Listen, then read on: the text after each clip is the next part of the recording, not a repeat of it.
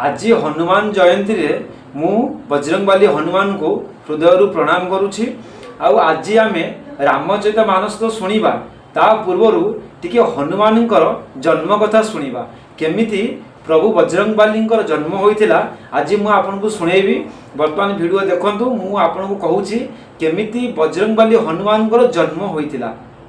देखंतु बजरंगबालींकर पिता होउचंदी 3 जण और माता होउचंदी जणे। पिता किए किए ना फास्ट होउचंदी भगवान शंकर। शंकर सुवन केसरी नंदन। देखंतु शंकर सुवन भगवान शंकर हेउचंदी तांकर जणे पिता। तापर केसरी नंदन केसरी होउचंदी तांकर आउ जणे पिता। आ पवन पुत्र हनुमान पवन देव होउचंदी आउ जणे तांकर पिता। देखंतु बजरंगबाली हनुमानंकर 3 जण हेउचंदी बापा आउ माँ हेउचंदी अंजना जणे होउचंदी माँ। केमिति 3 जण पिता हेले आउ जणे माँ हेले मु आज आपनको सुणेबी हनुमानंकर जन्म गाथा सुनंतु। देखंतु माता अंजना हेउचंदी गौतम ऋषि आउ माँ अहल्यांकर झियो। अहल्या आउ गौतम ऋषिंकर कन्या हेउचंदी माता अंजना। थरे बहुत पूर्वर कथा कौनसी कारणवशतः अंजनांकर पिता गौतम ऋषि अंजनांकर पिता गौतम ऋषि अंजना को अभिशाप दे देथिले कि तुमे माने विवाह पूर्वर संतान जन्म करिवो।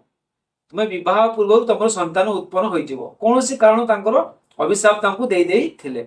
तो सेबेठुरु मां अंजना कोन करथिले गोटे गुंफा भितरे कहले केमिति मोर विवाह पूर्वर पिला जन्म हबो मु भी देखिबी।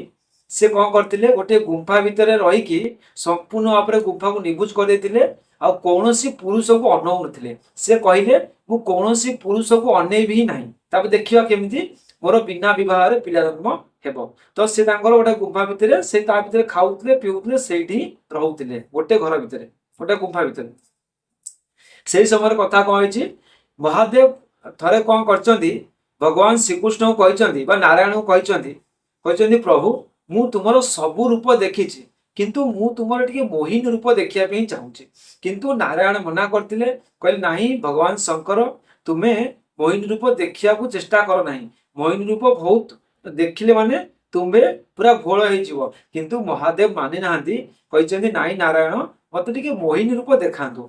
तो नारायण कौन करचंदी मोहिनी रूप धारण करचंदी। जेमिति भगवान शंकर नारायण मोहिनी रूप देखिचंती तांको रूप राशि पूरा पागल हो जाइछंती आउ तांको पछे पछे दौड़चंती। जो महादेव टिके पूर्व कहउतिले नाई नाई मु काम को पूरा विजय करि सारिछि काम को जय करि सारिछि तुमे मोहिनी रूप देखाओ मोर किछि भी हेबनी। सेही महादेव मोहिनी रूप देखिकी भगवान नारायण पछे पछे दौड़चंती आउ भगवान नारायण आगे आगे चलचंती। तो किछि बाट गला परे भगवान शंकर तेज बाहर को पड़े आसी आउ से तेज को नारायण हाथे धर देइचंती आउ नारायण ताको निज स्वरूप को आसी जाइचंती। तापर नारायण कहउचंती महादेव को ये होउची शंकर भगवान शंकर आपणकर हेउची ये तेज जदि पृथ्वी रे पड़िबो ताले पृथ्वी ध्वंस होई जिवो। तो हमें कोन करिया ए तेज को। तो सेठी भगवान शंकर कहचंती मां अंजना सिटी गुंफा भितर तपस्या करचंती निबुज गुंफा भितर अछंती तांको नेकी तांकर गर्भ रे तेज को हमें कौन करिबा प्रवेश कराई दवा। तो अग्निदेव सॉरी वायुदेव को डका हला पवन देव आसिले पवन देव को कहला तुमे ए तेज को नेकी अंजना गर्भ रे स्थापित करिवो। केमिति करिवो तो भगवान शंकर आउ नारायण गले ऋषि मुनि ऋषि रूप धारण करिकी जाईकी अंजना जो गुंफा रे रहउतला सेठी पहुंची गले। गला परे सेठी जाईकी अंजना को मागी चंदी खाइया को कि ए भूका ऋषि को टिके खाइबा को दे दियो। किंतु मां अंजना मना करचंदी कहचंदी मु कोनोसी पुरुष को चाहू नहीं मु खाइया को दे परिबिनी किंतु मोर दासी माने आपन खाइया को देबे।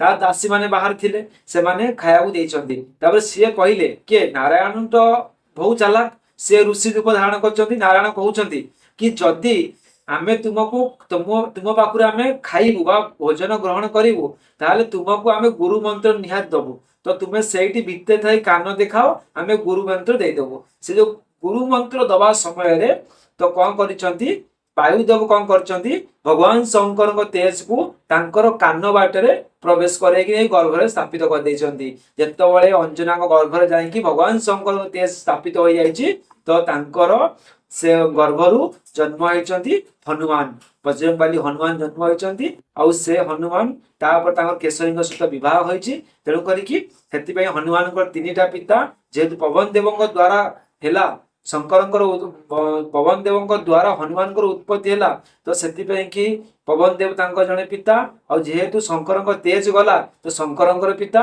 आउ केशरी तो एमती पिता तेणुक तीन जन पिता थे। तो मुझे आपण को बजरंगबली हनुमान कथा शुणेली। एवं आसतु आम रामचरित मानस प्रवेश करवा आ रामचरित मानस शुणा। महामुनि नारद हिमालय राजा आउ मैना देवी की कहते तुमर झील पार्वती जड़े जोगी पुरुष को विवाह करेंगे बा महादेव को विवाह करेंगे बोलिकी महामुनि नारद हिमालय राजा को कहीदे कि ब्रह्मलोक को पलैले।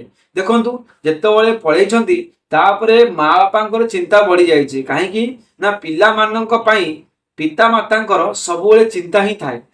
तो जिते ब्रह्म मुनि नारद एक कहीकि पलै गले किंतु मैना देवी एकांतर पाइकी हिमालय राजा को पचारुचंती कि नारद कौन कहीकि गले मो मुंडे किसी पशुनी मु किसी बुझी पार्लिनी किंतु मु तुमको सफा सफा कहीदे जदि भल बर मो झील उपयुक्त बर न मिले मो झील पछे कुआरी होइकी रहिबो किंतु मु विवाह देवी नाही। गोटे जोगी पुरुष को गोटे अमंगलकारी पुरुष को मो झील को केबे भी विवाह देवेनी। मो झील पार्वती केते सुंदर आउ मु गोटे जोगी पुरुष को विवाह देवी केबे नुहे। जदि भी भूल वशत विवाह होई गला लोक माने कौन कहिबे कि पर्वत राज से निजे तो जड़ ता झील को गोटे जड़ सहित विवाह करिछि। एई कथा माता मैना देवी तांकर स्वामी हिमालय राजा को कहउचंदी। देखंतु क्या एबे माने झील मानकर विवाह समय रे बर किए प्रथम पसंद करती माता माने माता आग देखिए मो झील ये बर उपयुक्त अच्छी कि नहीं तेबे जाई से राजी हेले विवाह हम। नमस्कार जय जगन्नाथ शुभ संध्या समस्त को। आज आम पढ़ा रामचरित मानस 70 नंबर दुहार 4टा चौपाई देखा। आज हिमालय राजा और मैना देवी विषय कौन कथबार्ता होउची तो वर्तमान मु आरंभ करी आपण सामने। गुरु ब्रह्मा गुरु विष्णु गुरुदेव महेश्वर गुरु साक्षात् परम ब्रह्म तस्मै श्री गुरवे नमः। मु मोर गुरुदेव पूज्य श्री बलिया बाबा को प्रणाम जणाई कि तांकरी चरण रे मोर मथा नतमस्तक करिकी आपणक सामने एबे रामचरित मानसर 70 नंबर दोहा शुणेबी। आपण माने वीडियो को कंटिन्यू देखंतु आउ रामचरित मानस अमृत कथार आनंद नियंतु। एबे आमे आरंभ करिवा रामचरित मानसर 70 नंबर दोहा। आसंतु। अस कही नारद सुमिरि हरि गिरिजहि दिन्हि आशीष होई कल्याण अवसंशय तजौ गिरीश। एतिकी कही नारद श्री हरि को स्मरण करी पार्वती को आशीर्वाद देले एवं कहिले हे गिरिराज तुमे संशय त्याग कर एथर सबु कल्याण हेबो। कहउचंदी महामुनि नारद कहउचंदी हे गिरिराज तुमे सबु संदेह बा संशय मनरु दूर कर सबु जिनछ कल्याणकारी ही हेबो तुमे चिंता मुक्त हो जाओ। 1 नंबर चौपाई कह अस ब्रह्म भवन मुनि गायऊ आगित चरित सुनऊ जस भयऊ पति एकांत पाई कह मैना नाथ मही समुझे मुनि बैना। देखंतु वर्तमान यह कही मुनिवर ब्रह्मलोक को पलैले। महामुनि नारद यही कथा कहीकि तांकर ब्रह्मलोक को पलैले। तापरे याज्ञवल्क्य ऋषि कहउचंदी देखंतु मु प्रथम रु कहिछि आपनको रामचरित मानस वर्तमान किए काहाकू सुनाउचंदी ना याज्ञवल्क्य ऋषि भरद्वाज को सुनाउचंदी। आउ से जो भरद्वाज को सुनेवा भितरे सेही कथार अमृत पान आमे मध्य करूछंती। तो याज्ञवल्क्य ऋषि कहउचंदी कौन कहउचंदी तापर जा हैला सुन कौन हैला सुनंतु आपण माने मध्ये सुनंतु ना पति को एकांतरे पाई मैना कहिले पति मैना देवी तांकर स्वामी को एकांतरे पाई कि कहिले कौन कहउचंदी ନା ହେ ସ୍ୱାମୀ, ମୁନିବର ଯାହା କହିଲେ ମୁଁ ତାର ଅର୍ଥ କିଛି ବୁଝିପାରିଲି ନାହିଁ। ମଇନାଦେବୀ ତାଙ୍କର ପତିକୁ କହୁଛନ୍ତି କି ମୁନିବର ଯାହା କହିଗଲେ ମୁଁ କିଛି ବୁଝିପାରୁନି, ମୋ ମୁଣ୍ଡରେ କିଛି ବି ପଶୁନି, କଣ ମୁନିବର କହିକି ଗଲେ। 2 ନମ୍ବର ଚଉପାଇ।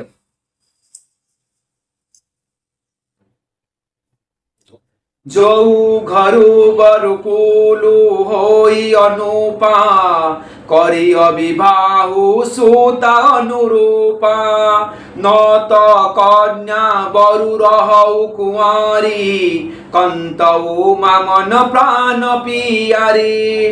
ମୋ ଝିଅକୁ ମାତା ମଇନା ଦେବୀ କହୁଛନ୍ତି, ମୋ ଝିଅକୁ ଉପଯୁକ୍ତ କୂଳ ଉପଯୁକ୍ତ ଘର ନ ମିଳିଲେ ମୋ ଝିଅକୁ ମୁଁ ବିବାହ ଦେବି ନାହିଁ। ମୋ ଝିଅକୁ ପଛେ ମୁଁ ଅବାଡୁଆ ରଖିଦେବି, ମୋ ଝିଅ ପଛେ କୁଆଁରୀ ହେଇକି ରହିବ, କିନ୍ତୁ ବିବାହ କରେଇ ଦେବି ନାହିଁ। ସିଧା ସିଧା ମାତା ମନା କରିଦେଲେ। ଲେଖା ହେଇଛି ଦେଖନ୍ତୁ, କଣ ଲେଖା ହେଇଛି? ମୋ ଝିଅକୁ ଉପଯୁକ୍ତ କୂଳ ଘର ଓ ବର ମିଳିଲେ ହିଁ ବାହାଘର ହେବ, ତା ନହେଲେ ମୋ ଝିଅ ବରଂ କୁଆଁରୀ ହୋଇ ରହିଯିବ, ମୁଁ ଅନୁପଯୁକ୍ତ ପାତ୍ର ହାତରେ ମୋ ଝିଅକୁ ଦେବି ନାହିଁ, କହି ସିଧା ସିଧା କହିଦେଲେ।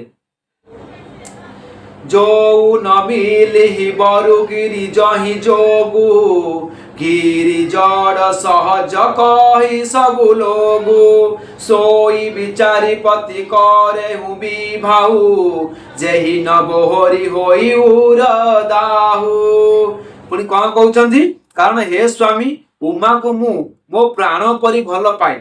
ଯଦି ପାର୍ବତୀ ପାଇଁ ଉପଯୁକ୍ତ ପାତ୍ରଟିଏ ନ ମିଳିବ, ତେବେ ଲୋକେ କହିବେ କି ପର୍ବତ ତ ସହଜେ ଜଡ଼, ତେଣୁ ସେ କଣ ବା ଆଉ କରିବ। ତେଣୁ ଏ କଥାକୁ ଭଲ ରୂପେ ବିଚାର କରି ବାହାଘର କରାଇବ, ଭଲ ଭାବରେ ଚିନ୍ତା କରି ମୋ ଝିଅର ବାହାଘର କରେଇବ, ଯାହା ଫଳରେ କି ଆଉ ପଶ୍ଚାତାପ କରିବାକୁ ପଡିବ ନାହିଁ। କହୁଛନ୍ତି ମୋ ଝିଅକୁ ଭଲ ବର ଦେଖି ବିବାହ କରେଇବ, ନହେଲେ ମୁଁ ବିବାହ କରେଇ ଦେବି ନାହିଁ। ସିଧା ସିଧା ମାତା ମଇନା ଦେବୀ ମନା କରିଦେଲେ। କାହିଁକି ନା ମା ମାନେ ଝିଅ ମାନଙ୍କ ପାଇଁ ଚିନ୍ତା କରିବେନି, ଆଉ କଣ ପିତା ମାନେ ବେଶୀ କରିବେ। ତେଣୁକରି ସଦାବେଳେ ଝିଅ ମାନଙ୍କ ପାଇଁ ମା ମାନଙ୍କର ଚିନ୍ତା ଟିକେ ଅଧିକା ଥାଏ। ଆଉ ସହଜେ ଯେତେବେଳେ ମହାମୁନି ନାରଦ, ତୁମର କଣ ଦରକାର ଥିଲା ପୂର୍ବରୁ ଆସି କହିବାର, ମାନେ ନାରଦ କଣ କରନ୍ତି, ସବୁ ଜାଗାରେ ଏମିତି କାମ କରିବେ ଯାହାକି ଲୋକଙ୍କୁ ଗୋଟେ ଦୁବିଧାରେ ମାନେ ପକେଇଦେବେ, ଗୋଟେ ଚିନ୍ତାରେ ପକେଇଦେଇ ପଳେଇବେ। ଯେତେବେଳେ ବିବାହର ହେଇଥାନ୍ତା ଏବେ ଆସି କହିଦେଇ ପଳେଇଲେ ତୁମ ଝିଅ ଗୋଟେ ଯୋଗୀକି ବାହା ହବ, ଗୋଟେ ଅମଙ୍ଗଳକାରୀ ପୁରୁଷକୁ ବିବାହ ହବ, ଆଉ ତ ମା ବାବା ଚିନ୍ତା କରିବେନି। ଦେଖ ସେଇ କଥା ହେଲା। ତ ବର୍ତ୍ତମାନ ମଇନା ଦେବୀ ସିଧା ସିଧା ମନା କରିଦେଇଛନ୍ତି କି ମୋ ଝିଅକୁ ଗୋଟେ ଉପଯୁକ୍ତ ବର ଦେଖି ବିବାହର ଦେବେ, ନହିଁ ତ ବିବାହର ମୁଁ କରେଇ ଦେବି ନାହିଁ। ତାପରେ 4 ନମ୍ବର ଚଉପାଇ, ଲାଷ୍ଟ ଚଉପାଇ। ହସ କହି ପରିଚରଣ ଧରି ସୀସା ବୋଲେ ସହିତ ସ୍ନେହ ଗିରିଶା ବରୁ ପାୱକ ପ୍ରଗଟଇ ସୀମାହି ନାରଦ ବଚନୁ ଅନ୍ୟଥା ନାହିଁ। ଏହା କହି ମଇନା ସ୍ୱାମୀଙ୍କ ଚରଣରେ ଲୋଟି ପଡ଼ିଲେ। ଏଇ କଥା କହିସାରିବା ପରେ ସ୍ୱାମୀଙ୍କ ଚରଣରେ ମଇନା ଦେବୀ ପଡ଼ିଗଲେ। କଣ କହୁଛନ୍ତି? ସ୍ନେହ ସହକାରେ ପର୍ବତରାଜ ହିମାଳୟ କହିଲେ, ଚନ୍ଦ୍ରରୁ ବରଂ ଅଗ୍ନି ଜାତ ହୋଇପାରେ, କିନ୍ତୁ ନାରଦଙ୍କ ବଚନ କଦାପି ଅନ୍ୟଥା ହେବ ନାହିଁ। କାହିଁକି ନା ଜାଣିଛନ୍ତି କି ନାରଦ କେବେ ମିଛ କହନ୍ତିନି, ଆଉ ନାରଦ ଯାହା କହିଗଲେ ସେ ତ୍ରିକାଳଦର୍ଶୀ, ତାଙ୍କ କଥା କେବେ ମଧ୍ୟ ଅନ୍ୟଥା ହେବନି। ଦେଖନ୍ତୁ, ଯେତେବେଳେ ମଇନା ଦେବୀ ହିମାଳୟଙ୍କ ପାଦ ତଳେ କାନ୍ଦି କାନ୍ଦି ଲୋଟି ପଡୁଛନ୍ତି, ସେତେବେଳେ ହିମାଳୟ ରାଜା ତାଙ୍କୁ ବୁଝଉଛନ୍ତି, ତାଙ୍କୁ ଧରିକି ଉଠଉଛନ୍ତି, କହୁଛନ୍ତି ତୁମେ କାନ୍ଦ ନାହିଁ, ନାରଦ ମୁନି ଯାହା କହିଗଲେ ସେ କଥା ସତ୍ୟ ହିଁ ହେବ। କାହିଁକି ନାରଦଙ୍କ କଥା କେବେ ଅନ୍ୟଥା ହେବ ନାହିଁ। ଚନ୍ଦ୍ରରୁ ପଛେ ନିଆଁ ବାହାରି ପାରେ କହିଲେ, ସମୁଦ୍ର ପଛେ ଶୁଖି ଯାଇପାରେ, ଆକାଶ ପଛେ ଫାଟି ଯାଇପାରେ, ମାନେ ଯେତିକ ସବୁ ମାନେ ଅସମ୍ଭବ କାର୍ଯ୍ୟ ସମ୍ଭବ ହେଇପାରେ, କିନ୍ତୁ ନାରଦଙ୍କ କଥା କେବେ ଅସମ୍ଭବ ହେବ ନାହିଁ। ଯାହା ନାରଦ କହିଗଲେ ସେ କଥା ନିଶ୍ଚିନ୍ତ ସତ୍ୟ ହେବ। ତ ଏମିତି ଭାବରେ ମଇନା ଦେବୀଙ୍କୁ ତାଙ୍କର ପତି ହିମାଳୟ ରାଜା ବୁଝେଇଛନ୍ତି, ଆଉ ତାଙ୍କୁ ଉଠେଇକି ବସେଇଛନ୍ତି। ଦେଖନ୍ତୁ, ଗୋଟେ ସୁନ୍ଦର କଥା ଆଜି ରାମଚରିତ ମାନସରେ ଆମେ ପଢିଲେ। ତ କାଲିକି ଆମେ ପଢିବା 71 ନମ୍ବର ଦୋହା ସହିତ ପୁଣି କିଛି ଚଉପାଇ। କାଲିକି ଆମେ ଦେଖିବା କେମିତି ମା ମଇନା ଦେବୀଙ୍କର ମନ ବୁଝୁଛି ଆଉ ମା ପାର୍ବତୀ କେମିତି ଭଗବାନ ଶଙ୍କରଙ୍କୁ ତପସ୍ୟା କରିବା ପାଇଁ କି ମାନେ ଯାଉଛନ୍ତି ଜଙ୍ଗଲକୁ। ସବୁ ଜିନିଷ ଆମେ ପଢିବା। ତ କଣ୍ଟିନ୍ୟୁ ଆପଣମାନେ ଶୁଣନ୍ତୁ ରାମଚରିତ ମାନସ ଆଉ ଏଇ ଭକ୍ତି କଥା, ଏଇ ଅମୃତ ରସର ପାନ କରିକି ନିଜର ମନ ଆଉ ନିଜର ଆତ୍ମାକୁ ଶାନ୍ତ କରନ୍ତୁ। କାହିଁକି ନା ଏଇ ଅମୃତ କଥା ସଦାବେଳେ ସମସ୍ତଙ୍କୁ ମିଳେନି ଆଜ୍ଞା। ଯାହାର ଭାଗ୍ୟରେ ଲେଖା ଥାଏ ତାକୁ ମିଳେ। ଯାହାଙ୍କ ଉପରେ ଭଗବାନଙ୍କର କୃପା ରହିଥାଏ ସେ ହିଁ ରାମଚରିତ ମାନସ ଶୁଣିବାର ସୁଯୋଗ ପାଏ ଆଉ ପଢିବାର ସୁଯୋଗ ପାଏ। ମୁଁ ଯଦି ବି ଆଜି ରାମଚରିତ ମାନସ ଟିକେ ପଢି ପାରୁଛି, ମୋର ଭଗବାନ ମୋ ଉପରେ କୃପା କରିଛନ୍ତି। ଆଉ ଯଦି ଆପଣମାନେ ବି ଶୁଣୁଛନ୍ତି, ଆପଣଙ୍କ ଉପରେ ବି ଭଗବାନଙ୍କର କୃପା ଅଛି। ତ ଆଜି ପାଇଁ ଏଇଠି ବିଦାୟ ନେଉଛି। ଦୋଷ ଥିଲେ କ୍ଷମା କରିବେ। ପୁଣି ଦେଖାହବା କାଲି ସନ୍ଧ୍ୟାରେ ରାମଚରିତ ମାନସର ବାଳକାଣ୍ଡରେ ଥିବା 71 ନମ୍ବର ଦୋହା ସହିତ। ରହିଲି ଆଜ୍ଞା। ହର ହର ମହାଦେବ। ଶ୍ରୀରାମ ଜୟ ରାମ, ଜୟ ଜୟ ରାମ।